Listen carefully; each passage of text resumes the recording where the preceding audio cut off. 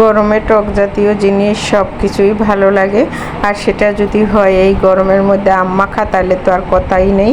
আর সেটা যদি হয় আম মাখাটা যদি হয় লেবু পাতা, খেজুরি গুড়, তারপরে সর্ষে বাটা দিয়ে, তাহলে তো একবারেই জমে যাবে। যে এই বড় বড় আম গাছ থেকে পেড়ে নিয়েছি, তো এই যে আমগুলো ছুলে নিচ্ছি।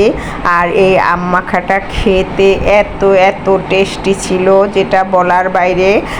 সবাই একটু একটু করে ভাগে পেয়েছি, মানে ভাগে যে যেতটুকু খাবে সেটা হয়নি। মানে সবারই মুখে লোভ লেগেছিল যে আরও খাবে আরও খাবে। তো আমগুলো ছুলে আমি একবারে কুচি কুচি করে কেটে নিচ্ছি। আর অনেকে টুকরো টুকরো করেও মরিচ দিয়ে খায়, আবার অনেকে গ্রেটার দিয়ে গ্রেট করে তারপরে আম মাখা খায়।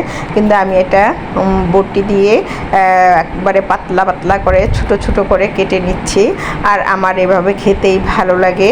আর আম মাখা এই চৈত্র মাসের দিনে খুব মজা। সব আমগুলো 3টে আম বড় বড় কেটে নিয়েছি, এতটুকু পরিমাণে হলো, এই যে দেখতেই পাচ্ছেন। তো আম মাখার মধ্যে কী কী দিচ্ছি, কী কী দিয়ে বানাচ্ছি সেটাই আপনাদের সাথে শেয়ার করতেছি। এখানে দিয়ে দিলাম লবণ পরিমাণ মতো, আর চিনি আপনারা যে যতটুকু খাবেন ততটুকুই দিবেন। অনেকে কম খায়, বেশি খায়। তো টক জিনিস একটু মিষ্টি মিষ্টি ভাব হলে ভালো লাগে। দিয়ে দিলাম সরিষা বাটা। এখানে মরিচ পোড়া, টালা মরিচ না, শুকনো মরিচ পোড়া। আর পোড়া মরিচ দিয়ে যে কোনো টক আম মাখা হোক, আমড়া মাখা হোক, খেতে আমার কাছে ভালো লাগে। জানি না কার কার ভালো লাগে, আমার কাছে পোড়া মরিচ দিয়ে ভালো লাগে। বিশেষ করে আম মাখাটা আমার এখনও মুখে জল চলে আসতেছে, কথা লাগাচ্ছি তাও মুখে দেখে জল চলে আসতেছে। তো এখানে একটু মরিচের গুঁড়োও দিয়ে দিলাম হালকা করে, অল্প করে। আর আমার বোনের মেয়ে, আমার মেয়ে ঝাল খাওয়ার জন্য একেবারেই, যেই বয়সে যেটা হয়, এখন আমি ঝাল খেতে পারি না, কিন্তু তারা ঝালের জন্য ঝাল দাও ঝাল দাও বলে পাগল করে দিচ্ছে ঝাল বেশি দেওয়ার জন্য। তো এখানে সর্ষে বাটা, লবণ, চিনি আর পোড়ামরিচ দিয়ে একটু মেখে নিলাম। এখন দিয়ে দিলাম সরিষার তেল। আর সরিষার তেল দিয়ে যে কোনো মাখা খেতে ভালো লাগে। দেখবেন রাস্তাঘাটে যারা আম মাখা, পেয়ারা মাখা, আমড়া মাখা করে, ওরা কিন্তু একটু সরিষার তেল দেয়। আর এটা ঘ্রাণওয়ালা কাগজি লেবুর পাতা।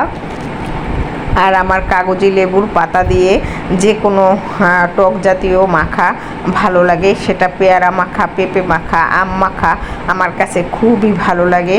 আর এই ঘ্রাণওয়ালা লেবু পাতা দিয়ে আমার কাছে রং চাও ভালো লাগে। দিয়ে দিলাম এখানে খেজুর গুড়, ঘন খেজুর গুড়। আর খেজুর গুড় দিয়ে চিনিও দিলাম, তার মাঝে একটু খেজুর গুড় দিলাম। আমার মেয়ে বলে কি, আর আমার বোনের মেয়ে বলে যে ঝোল থাকলে এটা চাটবো। আর আমরা ছোটোকালে যেটা করতাম সেটাই তারা করতেছে, মানে ঝোল খাবে, সেজন্য একটু খেজুর গুড় দিয়ে দিলাম।